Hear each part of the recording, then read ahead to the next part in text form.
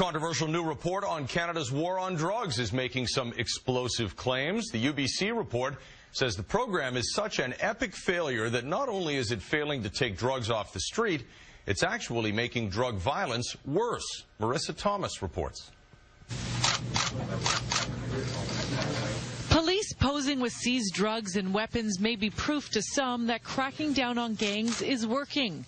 But according to two Vancouver researchers, the more of these photo ops we see, the less safe we become. Drug law enforcement has failed in its primary objective to reduce the flow of drugs in our communities. Anytime there's any successful effort to reduce the flow of drugs, that has the perverse impact of making it that much more profitable for somebody else to get into the market. For those who remember last year's gang shootouts, it may not be a surprise that Vancouver has the highest rate of gun crime per capita in Canada.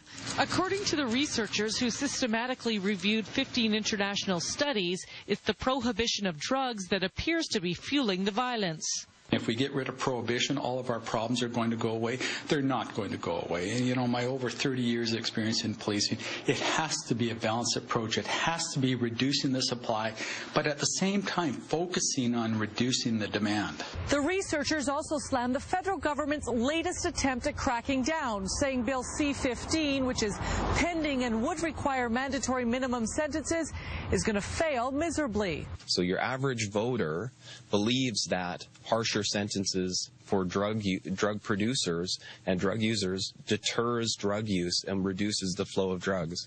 We know that's not true. That hasn't been our experience. We know that when the right people are in custody, we'll see a reduction in crimes, and that's all part of the RCMP's crime reduction strategy. So what's the solution to the $350 billion global illicit drug market? The researchers say Portugal may have some answers. And that's a country that took all its emphasis away from law enforcement, decriminalized drug use, and put all the money that used to go into law enforcement into prevention and treatment.